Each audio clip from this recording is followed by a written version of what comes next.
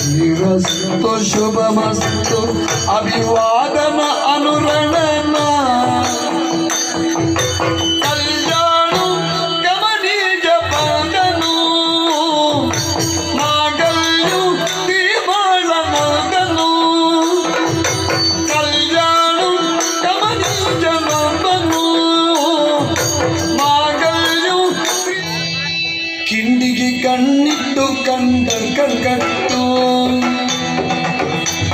ಕಿಂಡಿಗೆ ಕಣ್ಣಿಟ್ಟು ಕಂಡ ಕಣ್ಕಟ್ಟು ಕಿಂಡಲದೆಯು ಮಂಥರಾಂಗನ ಚಿತ್ತಿಗಿಟ್ಟು ಅಂತಲೇ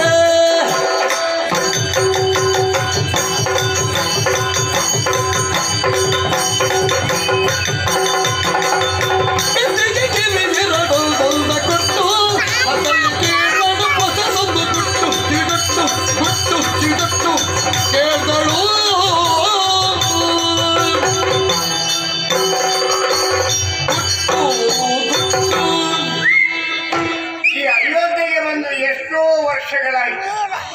ಇಷ್ಟರ ತನಕ ಅಂತರಂಗದ ಬಾಗಿಲು ಹಾಕಿದ್ದನ್ನು ನಾನು ನೋಡಿದ್ದೇ ಇಲ್ಲ. ಇವತ್ತು ಹಾಗೆ ಬರುವಾಗ ಬಾಗಿಲು ಹಾಕಿದ್ದೆ. ನನಗೆ ಕುತೂಹಲ ಕೆರಳಿತು. ಏನು ಅಂತ ನೋಡುವಾಗದಲ್ಲಿ ಬೆರಳಲ್ಲಿ ಬಾಗಿಲು ದೂರುವಾಗ ಯಾರೋ ಒಳಗಿದ್ದು ಚೀಕ ಹಾಕಿದ್ದಾರೆ. ಅಷ್ಟೇ ಅಲ್ಲ, ಯಾರೋ ಮಾತಾಡುವ ಧ್ವನಿ ಕೇಳಿತು. ಯಾರು ಇರ್ಬೋದು ಅಂತ ನೋಡುವಾಗ ಕಿಟಕಿ ಬಾಗಿಲು ಸರಿಸಿ ಮಂಡೆ ಒಳಗಾಯ್ತು ನೋಡುವಾಗ 3 ಹಳೆ ಮಂಡೆಗಳು ಪಿಕ್ಕಿ ಪಿಕ್ಕಿ ಅಂತ ಮಾತಾಡ್ತಿದ್ರು. ಹಾಗಾಗಿ ಹಾಗೆ ಏನೋ ಬಿಚ್ಚಿ ಬಿಚ್ಚಿ ಮಾತಾಡೋದು ರಾಜಕೀಯ ಅಂತ ಗೊತ್ತಾಯಿತು. ಹಾಗಾದ್ರೆ ಏನು ರಾಜಕೀಯ ಏನು ಏನು ಅಂತ ಯೋಚನೆ ಮಾಡೋದು ಅವರು ಹೇಳೋದು ಅಂತೆ, ನಾಳೆ ಬಿಟ್ಟರೆ ನಾಡ್ದಿಲ್ಲ, ನಾಳೆ ಬಿಟ್ಟರೆ ನಾಡ್ದಿಲ್ಲ. ಹಾಗಾದ್ರೆ ನಾಡ್ದಲ್ಲಿ ಓಡಿ ಹೋಗ್ತದ? ಬೇರೆ ಏನಲ್ಲ, ನಾಳೆ ಒಂದೇ ದಿವಸ ಬಿಟ್ಟರೆ ರಾಮನಿಗೆ ಪಟ್ಟಾಭಿಷೇಕ ಮಾಡಲಿಕ್ಕೆ ಮತ್ತೆ ಮುಹೂರ್ತ ಇಲ್ಲ ಅಂತ ಹೇಳಿ. ಓಹೋ, 3 ಹಳೆ ಮಂಡೆಗಳು ಸೇರಿಕೊಂಡು ರಾಜಕೀಯ ಮಾಡುವಾಗ 4ನೇ ಹಳೆ ಮಂಡೆ ಏನು ಮಾಡ್ತದೆ ಎನ್ನುವುದನ್ನು ನಿರೀಕ್ಷೆ.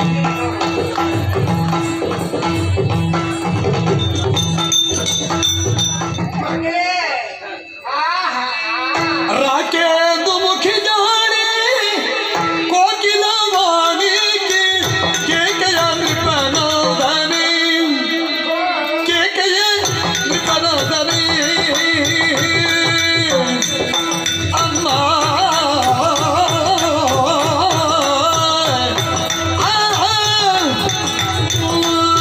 ಅಂದ್ರೆ ನಾನು ಎತ್ತಿ ಕೆಲ್ಲಿಕಲ್ಲಿನ ಮೇಲೆ ಎತ್ತಿನ ಗಾಡಿ ಬಂದಾಗ ಉಂಟಾ? ಇವತ್ತು ಹಾಗಾಗ್ಲಿಲ್ಲ. ಆಗಲ್ವೇ?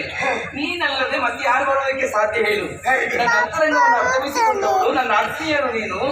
ಹಾಗಾಗಿ ಮಗ ಕೈಕಾ ಹೇಗಿದೆಯಮ್ಮ? ನನಗೇನ್ ತೊಂದರೆ? ತಗೊಂಡೆ ಕೌಂಟಿ ಬಿಟ್ಕೊಂಡೆ, ಬೇರೆ ಯಾವ ಒಡವೆ ಇಲ್ಲ. ನಾನು ಎಷ್ಟು ಬಾರಿ ಹೇಳಿದ್ದೀನಿ, ಹೆಣ್ಮಕ್ಕಳು ಮನೆಗಳಿಗೆ ಕೂತ್ಕೊಂಡು ಸರಿಯಲ್ಲ, ರಾಜಕೀಯ ವಿಷಯಕ್ಕೆ ಕೈ ಹಾಕ್ಬೇಕಂತ ಎಷ್ಟು ಬಾರಿ ಹೇಳಿದ್ದೀನಿ. ಹೆಣ್ಮಕ್ಕಳು ರಾಜಕೀಯ ಹೌದಾ? ಮನಸ್ಸುಂಟು, ನೀನಿರುವಾಗ ಬೇಡ ಅಂತ ಸುಮ್ಮನಿದ್ದದ್ದು. ಈ ಹಳೆ ಮಂಡಿಗೆಲ್ಲ ಹೋಗಿ ಹೊಸ ಮಂಡಿ ಬರಲಿ ಮಾಡ, ತಲೆ ಬಿಸಿ ಮಾಡಬೇಡ. ನಿನಗೆ ಪ್ರಪಂಚದ ಗೊಡವೆ ಇಲ್ಲ. ಅಲ್ಲಿ ಏನ್ ಮಾಡ್ತಾ ಇದ್ದಾರೆ ಅಂತ ಹೇಳಿದ್ರೆ, ನಿನಗೆ ಕುಂಡಿ ತೋಡಿ ಆಮೇಲೆ ಚುಪ್ಪಡಿಗೆಲ್ಲ ಹಾಕಿ ನಿನ್ನನ್ನು ಮುಚ್ಚುವಂತ ಆಲೋಚನೆ ನಡೀತಾ ಇದೆ. ಎಂತಾಗಿದೆ ನಿನಗೆ?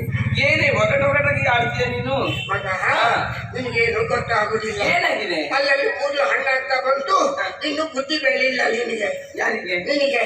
ನಿಮ್ಗೆ ಎಲ್ಲೂ ಹಣ್ಣಾಗಿದೆಯಲ್ಲ, ಬೆಳೆದಿರ್ಬೇಕಲ್ಲ. ಪಕ್ಕು ಆಗಿದೆ, ಪಕ್ಕು. ಅಷ್ಟೇ ಅಲ್ಲ ಮಗಳೇ, ಈಗ ನಾನು ಎಂದಿನಂತೆ ಇವತ್ತು ಕೂಡ ಬೀದಿಯಲ್ಲಿ ತಿರುಗಾಟ ಮಾಡಲಿಲ್ಲ. ಹೆಚ್ಚಿಗೆ ಅಲ್ಲೇ ಇರುದಲ್ವ ನೀನು? ಇವತ್ತು ಬದಲಾವಣೆ ಮಾಡುವ ಅಂದ್ಕೊಂಡು ರಾಜ್ಯ ಬೀದಿಯಲ್ಲಿ ತಿರುಗಾಟ ಮಾಡಿ. ಬೀದಿಯಲ್ಲಿ ತಿರುಗಾಟ ಮಾಡಿದ್ರೆ ಕೆಲವರೆಲ್ಲ ಹೇಳ್ತಾರೆ, ದೊಡ್ಡ ಮೋರಿಯವಳು ಬಂದ್ಲು, ಆಮೇಲೆ ಇವಳು ಮುಖ ನೋಡಿದ್ರೆ ಬೆಳಿಗಾತ ಎದ್ರೆ ನನಗೆ ತಿಳಿ ಸಿಗುದಿಲ್ಲ, ಗಂಜಿ ಸಿಗುದಿಲ್ಲ ಅಂತ ಹೇಳಿ ನೋಡಿದ್ದಾರೆ. ಕೆಲವರಿಗೆ ಅರ್ಥ ಆಗುದಿಲ್ವೇ? ಹೌದಾದ್ರೂ ಹೇಳ್ಬಾರ್ದು ಅದನ್ನೆಲ್ಲ. ಹೇಳ್ಬಾರ್ದಂತೇಳಿ ನಾನು ಹೇಳುವ ಹಾಗೆ ಮಾಡ್ಕೊಂಡು ಅವರಿಗೆ ಮುಖ ತೋರಿಸಲಿಲ್ಲ, ಬೆಂಡ ಹಾಕೊಂಡೇ ಬಂದೆ. ಹಾಗೆ ಬಂದು ಬಂದು ಬಂದು ನಮ್ಮ ಅರಮನೆಯ ಅಂತರದ ಸುತ್ತಲೂ ತಿರುಗುತ್ತಾ ಮಂತ್ರಾಗಾರ ಬರುವಾಗ ಯಾರು ಎತ್ಕೊಂಡು ಬೇರೆ ಯಾರು ಕಲ್ಲು ಮೇಲೆ ಹಾಗೆ ಒಂದು ಪಾತ್ರ ಮಹಾಲಕ್ಷ್ಮಿಗೆ ತಿರುಗಿಸಿ ಸೌದು ಹೊಟ್ಟೆ ಬಿಟ್ಟಿದ್ದಾರೆ. ನೀನ್ ನೋಡಿದೆ ಹಾಗೆ ಯಾರು ಹಳೆ ಬರ್ತದೆ ತಿಳ್ಕೊಳ್ಳಿ. ನಿನ್ನ ಹಳೆ ಚಾಡಿ ಯಾವ್ದು ಬಿಟ್ಟಿಲ್ವಲ್ಲ ಅದನ್ನೇ ಮುಂದುವರ್ಸ್ಕೊಂಡು ಹಾಗಾಗಿ ಏನು ಅಂತ ಹೇಳಿದ್ರೆ ಬರುವಾಗ ಒಳಗೆ ಆಗೊಂದು ಮಾತಾಡೋದಕ್ಕೆ ಸಾಧ್ಯವೇನೆ ಅಂತ ನಾವು ಯೋಚನೆ ಮಾಡಿ ಕಿಟಕಿ ಭಾಗದ ಮಂಡೆ ಒಳಗೆ ಹಾಕಿ ನೋಡುವ ಹಳೆಯ 3 ಮಂಡೆಗಳಿರ್ತಲ್ಲಿ ನೋಡಿದೆ ಏನಕ್ಕೆ ಹೌದು. ಅವರು ಮಾತನಾಡುವಾಗಲ್ಲ ಕದ್ದ ಆಲಿಸಬಾರ್ದೆ. ನಾನು ಕದ್ದಾಲಿದ್ದಲ್ಲ ಇಟ್ಟೆ ಆಲಿಸಿದ್ದು. ಇದ್ದದ್ದಾದ್ರೂ ಕದ್ದಿದ್ದಲ್ವೇನೆ. ಎಂತೆಂತ ಕದ್ದಾಲಿಕೆ ಪ್ರಕರಣ ಇನ್ನು ಮುಚ್ಚುವುದುಂಟು. ಇದೊಂದು ಹೇಳ್ತದ ಸುಮ್ಮನಿದ್ರೆ ನೀನು. ಅದು ಏನಂತ ನೋಡುವಾಗ 3 ಹಳೆ ಮಂಡೆಗಳು, ಒಂದು ನಿನ್ನ ಗಂಡ ಓ ನನ್ನವರ. ಹೌದು. ಸರಿ. ಮತ್ತೊಬ್ಬರು ಸುಮ್ಮನೆ ಮುಖ್ಯಮಂತ್ರಿ ಇಲ್ವಾ ಓ ನಮ್ಮ ರಾಜ್ಯದ್ದು ಮಂತ್ರಿಗಳು ಸುಮಂತ್ರ. ಸುಮಂತ್ರ ಮುಖ್ಯಮಂತ್ರಿ. ಆಮೇಲೆ ನಮ್ಮ ಕುಟುಂಬದ ಕೂಲ್ ಪುರೋಹಿತರು ಅರಿಷ್ಟ ಇಲ್ವಾ, ಗುರುಗಳು ವಸಿಷ್ಠರು. 3 ಜನರು ಮಾತಾಡೋದು ಒಂದೇ. ನಾಳೆ ಬೆಳಿಗ್ಗೆ ಬಿಟ್ರೆ ನಾಡ್ದು ಬೆಳಿಗ್ಗೆ ಇಲ್ಲ, ನಾಳೆ ಬಿಟ್ರೆ ನಾಡ್ದು ಇಲ್ಲ ಅಂತ ನಾನು ತಿಳ್ಕೊಂಡೆ. ಎಲ್ಲಿ ಓಡಾಡ್ತದ ನಾಡ್ದು ಅಂತೇಳಿ ಕೊನೆಗೆ ಅವರು ರಾಜಕೀಯದ ಬಗ್ಗೆ ಅದೇ ಆಮೇಲೆ ರಾಜಕೀಯ ಅಂತ ಗೊತ್ತಾಯ್ತು. ಅವರ ಮಾತನ್ನೆಲ್ಲ ಒಟ್ಟು ಮಾಡಿ ಸಂಗ್ರಹ ಮಾಡುವಾಗ ಅವರು ಮಾತಾಡಿದ ಇಷ್ಟೇ, ನಾಳೆ ಬೆಳಿಗ್ಗೆ ಪಟ್ಟಾಭಿಷೇಕ. ನಾಳೆ ಬೆಳಿಗ್ಗೆ ಆದ್ರೆ ರಾಮನಿಗೆ ಪಟ್ಟಾಭಿಷೇಕ ಅಂತ. ರಾಮನಿಗೆ ಪಟ್ಟಾಭಿಷೇಕ ಅಹುದೇ ಸಖಿಗೆ ಮಂಥರಾಗಿ ಒಳ್ಳಿದಾಯ್ತು. ಅಹುದೇ ಸಖಿಗೆ ನಿನ್ನ ಮಧುರ ವಚನ ಸುಂದರ. ಅಹುದೇ ಅಹುದೇ ಅಹುದೇ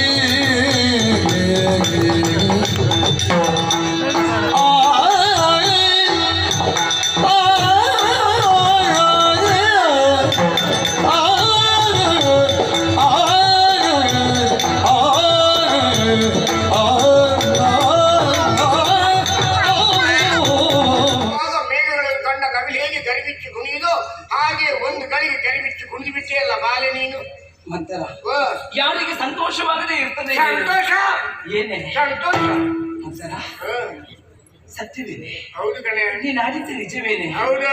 ನಿನ್ನ ಬಗ್ಗೆ ಯಾರು ಏನು ಬೇಕಾದ್ರೂ ಮಾಡಲಿ, ಎಷ್ಟೇ ಜರೆಯಲಿ, ಎಷ್ಟೇ ನಿಂದಿಸಲಿ, ಮಾತು ಅಂತ ಹೇಳಿದ್ರೆ ಇದೆ. ಹೌದಾ? ನಾನು ಮಾತಾಡುವ ಗೊಬ್ಬರ ಸ್ವರದವಳು ಬಂದ್ರು ಅಂತ ಹೇಳ್ತಾರೆ. ಛೇ, ಇವತ್ತು ಹಾಗಾಗ್ಲಿಲ್ಲ. ಅಂದ್ರೆ ಇವತ್ತು ಗೊಬ್ಬರಾಗಿ ಖಂಡಿತ ಇಲ್ಲ, ಇಂಪಾಯಿತು. ಹೌದಾ? ಅಲ್ಲ, ಮನಕ್ಕೆ ತಂಪಾಯಿತು. ಇದು ಸೊಂಪಾಗ್ಲಿಕ್ಕುಂಟು, ಕಾಯ್ತಾ ಇರು. ರಾಮನಿಗೆ ನಾಳೆ ಪಟ್ಟಾಭಿಷೇಕವೇ. ಹೌದು.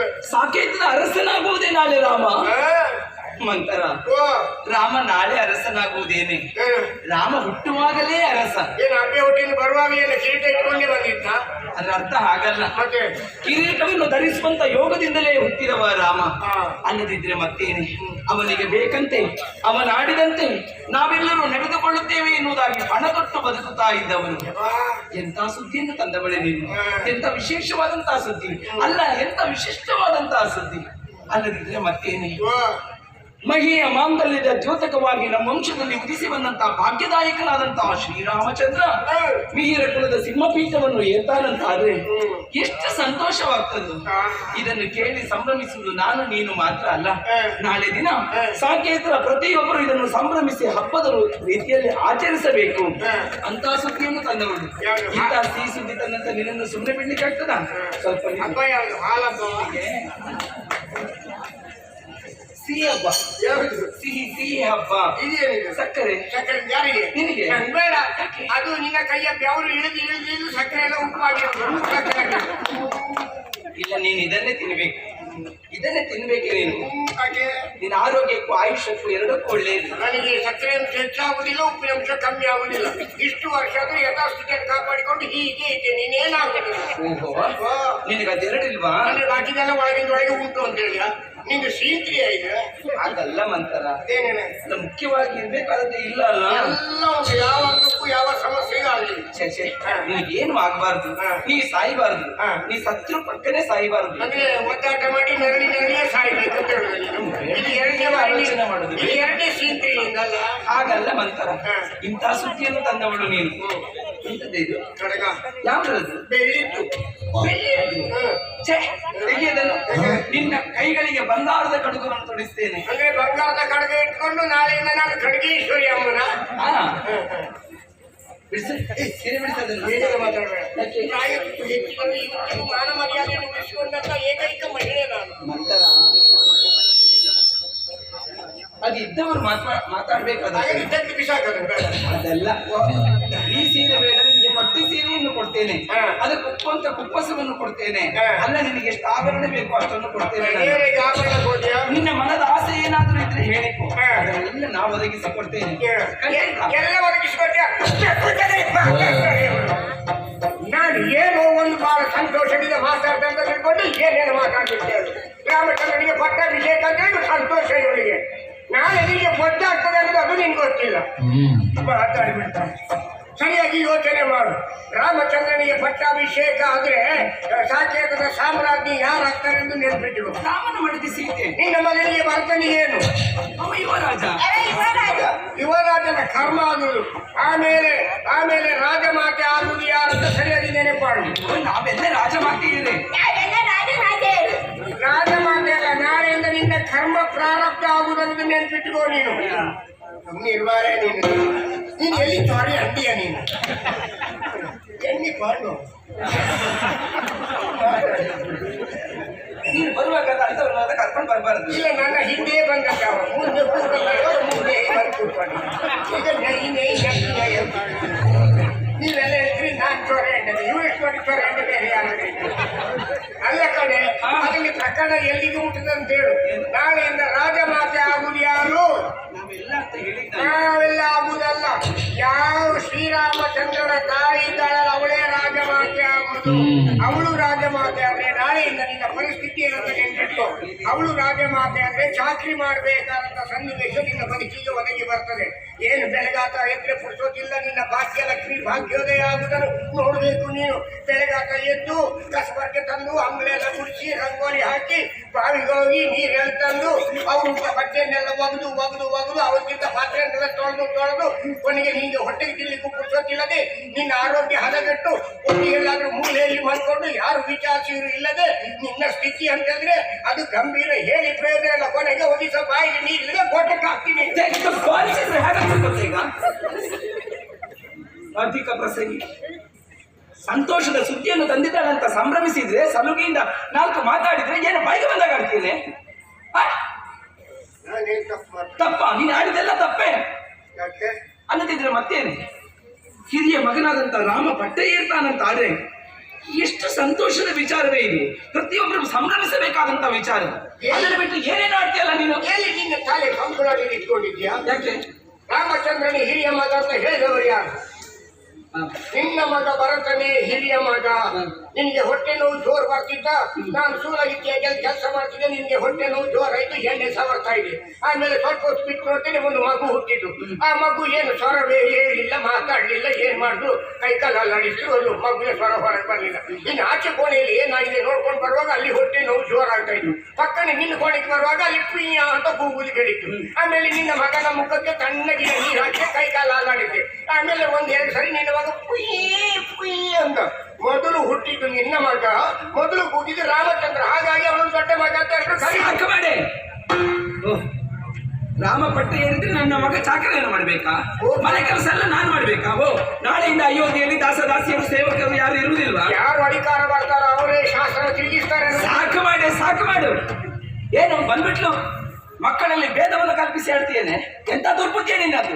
ದುರ್ಬುದ್ಧಿ ಅಲ್ಲದಿದ್ರೆ ಮತ್ತೇನು? ಮಾರ್ಗದಲ್ಲಿ ಹೋಗುವಾಗ ಬೀದಿಯಲ್ಲಿ ಹೋಗುವಾಗ ಎಲ್ಲ ಮುಖ ತಿರುಗಿಸಿಕೊಂಡು ಹೋಗ್ತಾರ. ಯಾಕೆ ಹೇಳು? ನಿನ್ನ ದುರ್ಬುದ್ಧಿಯಿಂದ ನಿನ್ನ ಮುಖವನ್ನು ನೋಡುವುದಿಲ್ಲ ಯಾರು. ಅದಕ್ಕೆ ನಾನು ಬೆನ್ನ ಹಾಕೊಂಡು ನನ್ನ ಸೌಂದರ್ಯವನ್ನು ಯಾರು ನೋಡಬಾರ್ದು. ನಿನ್ನ ಕರ್ಮದ ಸೌಂದರ್ಯ ನಿನ್ನದ್ದು. ಭೇದ ಕಲ್ಪಿಸಿ ಆಡ್ತೇನೆ ಅಲ್ಲ.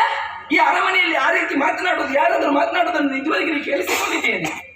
ದಶರಥ ಚಕ್ರವರ್ತಿಯ 3 ಮಂದಿ ಮಡದಿಯರು 4 ಮಂದಿ ಮಕ್ಕಳು ಬಿಟ್ಟರೆ ಇವನ ತಾಯಿ ಅವಳ ಮಗ ಇವ ಎನ್ನುವುದಾಗಿ ಯಾರಾದ್ರೂ ಭೇದವನ್ನಾಡಿ ಮಾತನಾಡುವುದನ್ನು ಕಲಿತೇನೆ. ಜನಗಳು ಯಾರು ಭೇದಭಾವ ಮಾಡಿ ನಿನ್ನ ಗಂಡನೇ ಭೇದಭಾವ ಮಾಡಿದ್ದು. ಆವತ್ತು ಪರಶುರಾಮರು ದಾರಿಯಲ್ಲಿ ಬರುವಾಗ ನಿನ್ನ ಗಂಡ ಹೇಳಿದ್ದೇನೆ, ನನ್ನ ರಾಮನಿಗೆ ಏನ್ ಮಾಡಬೇಡಿ, ನನ್ನ ರಾಮನಿಗೆ ಏನ್ ಮಾಡಬೇಡಿ ಅಂತಂದ್ರೆ ಬೇರೆಯವರಿಗೆ ಏನಾದ್ರು ಮಾಡಿ ಅಂತೇಳಿ ನಿನ್ನ ಗಂಡನೇ ದ್ರೋಹ ಮಾಡಿಬಿಟ್ಟೆ. ನಾನೇ ಮಾಡ್ತೇನೆ. ನಿನಗೆ ಬೇಡದಿದ್ದಲ್ಲ ಬೇಗ ಅರ್ಥ ಆಗ್ತದಲ್ಲ, ಅದ್ರ ಅರ್ಥ ಹಾಗ. ನಿನ್ನ ಸ್ವಭಾವ ನನಗೆ ಈಗ ಅರ್ಥ ಆಯ್ತು. ನನಗೆ ಕಾಗೆ ಸ್ವಭಾವದವಳು ನೀನು. ಕಾಗೆ ಹಾಗೆ, ಕಾಗೆ ಒಂದು ಮೇಲೆ ಹಾರುತ್ತಿರುವಾಗ ಕೆಳಗಡೆ ಬಂಗಾರದ ರಾಶಿ ಇದ್ರು ಅದಕ್ಕೆ ಅದು ಕಾಣುವುದಿಲ್ಲ. ಎಲ್ಲಿ ಹೊಲಸುಂಟು ಅದು ಮಾತ್ರ ಕಾಣುವುದು. ನಿನಗೆ ಹಾಗೆ, ನಿನಗೆ ಒಳ್ಳೇದು ಯಾವುದು ಕಾಣುವುದಿಲ್ಲ. ಎಲ್ಲಿ ಹೊಲಸುಂಟು ಅದು ಮಾತ್ರ ಕಾಣುವುದು ನಿನಗೆ. ಕಾಗೆಯ ಬಗ್ಗೆ ಒಂದೇ ಪುಟವನ್ನು ಓದುವುದಲ್ಲ, ಎರಡನೇ ಪುಟವನ್ನು ತಿರುಗಿಸಿ ಓದಬೇಕಾಗ್ತದೆ. ಏನಿದೆ ಕಾಗೆಯ ಬಗ್ಗೆ ಏನು ಗೊತ್ತು ನಿನಗೆ? ಕಾಗೆ ಒಂದು ಅನ್ನದ ಅಗುಲನ್ನು ಕಂಡ ತನ್ನ ಇಡೀ ಕುಟುಂಬವನ್ನು ಕಾ ಕಾ ಎಂದು ಕರೆದು ಹತ್ರ ಕೂರಿಸ್ಕೊಂಡ್ರೆ ಅದು ಗೊತ್ತು ನಿನಗೆ. ಎಲ್ಲ ಹೊಲಸು ತಿನ್ನುವುದೇ ಬರುವುದಲ್ವಾ? ನೋಡು, ಹಾಗೆಲ್ಲ ಕಾಗೆಗೆ ಅಪಮಾನ ಮಾಡಬೇಡ. ಕಾಗೆಗೆ ಅಪಮಾನ ಮಾಡಿದ್ರೆ ಮುಂದೆ ಪಿಂಡ ಬಿಡುವಾಗ ಕಾಗೆ ಸಿಗುವುದಿಲ್ಲ ನಮಗೆ. ಅಡುಗೆ ಭಟ್ರ ಹತ್ರ ಹೇಳಬೇಕಾಗ್ತದೆ, ಅಡುಗೆ ಜೊತೆಯಲ್ಲಿ 4 ಕಾಗೆ ನಿಂತ್ಕೊಂಡು ಬನ್ನಿ ಅಂತ. ಇಲ್ವೇ? ಯಾರಿಗೆ ಸಿಗದೇ ಇದ್ರು ನಿನಗೊಂದು ವ್ಯವಸ್ಥೆ ಮಾಡುವ. ಅದಿತ್ತಾ?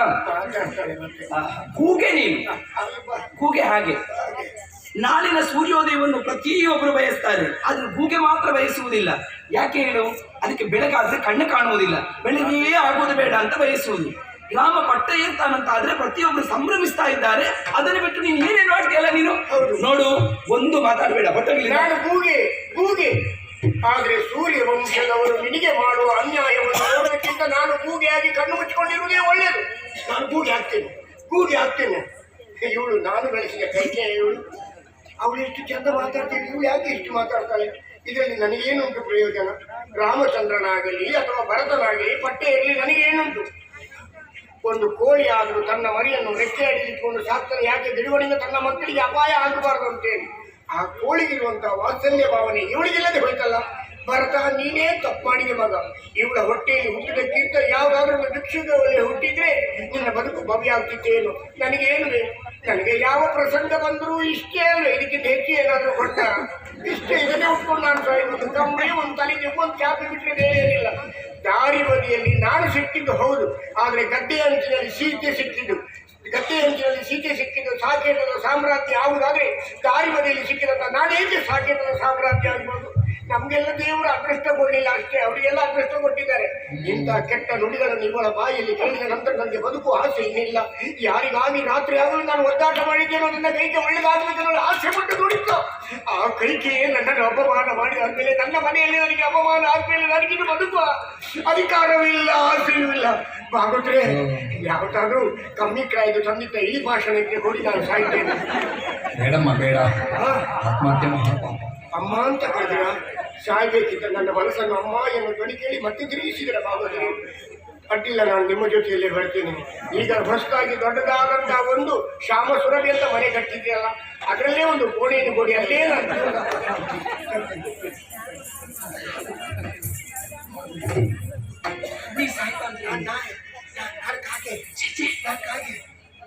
ಮುಟ್ಟಬಾರ್ದು. ನನ್ನ ತಪ್ಪಾಯ್ತು ಮಂಥನ. ಮೈಲಿಗೆ ಆಗ್ತದೆ, ಮುಟ್ಟಬಾರ್ದು. ಸದಾ ನನ್ನ ಏಳಿಗೆಯನ್ನು ಬಯಸಿದವಳು ನೀನು. ಯಾವತ್ತೂ ನನ್ನ ಹಾಳನ್ನು ಬಯಸಿದವಳಲ್ಲ. ಅಂದು ನನ್ನ ಪ್ರಾಣ ಉಳಿಸಿದವಳು, ಪ್ರಾಣ ಸಖಿ ನೀನು. ಮಂಥನ, ಸತ್ಯವೇನೆ ನೀನು ಅಡಿದಾಗಿ ಆಗ್ತದೇನೆ ನನ್ನ ಬದುಕಿನಲ್ಲಿ?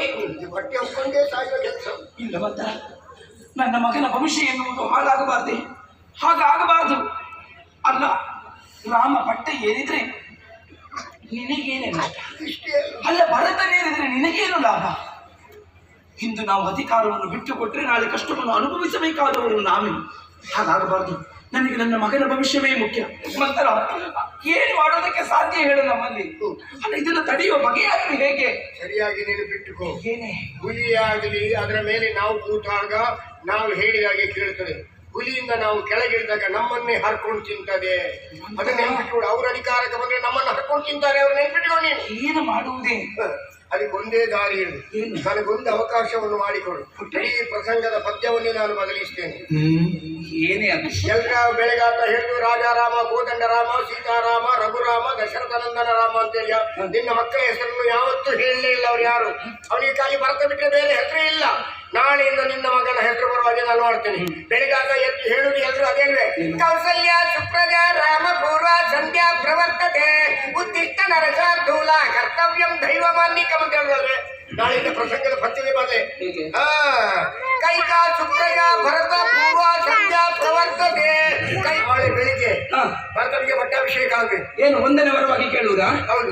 ಮತ್ತೊಂದು 14 ವರ್ಷ ರಾಮಚಂದ್ರ ಕಾಡಿಗೆ ಹೋಗ್ಬೇಕು. ಯಾಕೆ ಭರತನಿಗೆ ಪಟ್ಟಾದ ಮೇಲೆ ರಾಮ ಯಾಕೆ ಕಾಡಿಗೆ ಹೋಗ್ಬೇಕು? ಇಲ್ಲಿಗೆ ನಮ್ಗೆ ಕಲ್ಲು ಹೊಡಿತಾರೆ. ಅದಕ್ಕೆ ಹಾಗಾಗಿ ಅವನು ಹೋಗ್ಲೇಬೇಕು. ಸರಿ, ನೀ ಹೇಳಿದ ಹಾಗೆ ಹೋಗಿ ಕೇಳುವುದ ಹಾಗಾದ್ರೆ? ಹೋಗಿ ಕೇಳು. ಕೊಡುದಾದ್ರೆ ತಗೋ. ಎಲ್ಲಿ ಕೊಡುವುದಕ್ಕೆ ಸಾಧ್ಯವೇ? ಹೇಳು. ನೀನು ಅವನು ಬರುವಾಗೆ ಮಾಡ್ಬೇಕು. ಹೇಗೆ?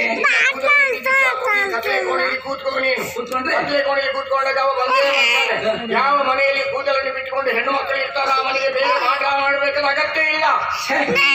ಹಾಗಾಗುವುದಕ್ಕೆ ಬರುವುದಕ್ಕೆ ಹೇಗೆ ಸಾಧ್ಯ ಹೇಳು? ಅಲ್ಲ, ರಾಮನಿಗೆ ವಿಚಾರವನ್ನು ನನ್ನಲ್ಲಿ ಹೇಳಿಲ್ಲ ಅಂತ ಆದ್ಮೇಲೆ ಬರುವುದಕ್ಕೆ ಹೇಗೆ ಸಾಧ್ಯ? ರಾಮ ಬಂದೇ ಬರ್ತಾನೆ.